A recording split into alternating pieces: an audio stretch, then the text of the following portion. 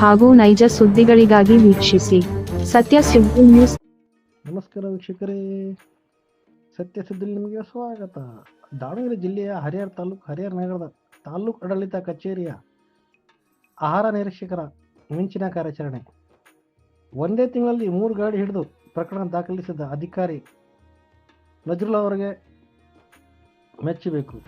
ಹೌದು ವೀಕ್ಷಕರೇ, ಹರಿಹರ ನಗರದ ಆಹಾರ ನಿರೀಕ್ಷಕರು ನಜ್ರುಲ್ಲಾ ಅವರು ಮಿಂಚಿನ ಕಾರ್ಯಾಚರಣೆ. ನಗರದ ಹಳೆ ಬರಂಪೂರಿನಲ್ಲಿ ಅನ್ನಭಾಗ್ಯ ಅಕ್ಕಿಯನ್ನು ಕಾಳಸಂತೆಯಲ್ಲಿ ಮಾರಾಟ ಮಾಡುತ್ತಾ ಅಕ್ಕಿಯನ್ನು ಸಂಗ್ರಹ ಮಾಡಿ ಕುಮಾರ್ PS ಅನ್ನು ರೆಡ್ ಹ್ಯಾಂಡ್ ಆಗಿ ಹಿಡಿದು ಆಹಾರ ನಿರೀಕ್ಷಕರು ನಜ್ರುಲ್ಲಾ ಅವರು 8 ಚೀಲ ಅಕ್ಕಿ ಮತ್ತು ಒಂದು ಆಟೋವನ್ನು ವಶಪಡಿಸಿಕೊಂಡಿದ್ದಾರೆ.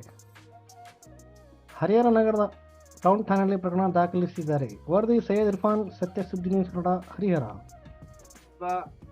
ನಜ್ರುಲ್ಲಾ ರವರು ಅವರ ಮಿಂಚಿನ ಕಾರ್ಯಾಚರಣೆಯಲ್ಲಿ ಒಂದು ಆಟೋದಲ್ಲಿ ಸಾಗುತ್ತಿದ್ದ 7 ಚೀಲ ಅನ್ನಭಾಗ್ಯದ ಅಕ್ಕಿಗಳು ಹಿಡಿದು ಟೌನ್ ಸ್ಟೇಷನ್ಗೆ ಕರೆದುಕೊಂಡು ಬಂದು FIR ದಾಖಲಿಸಿದ್ದಾರೆ.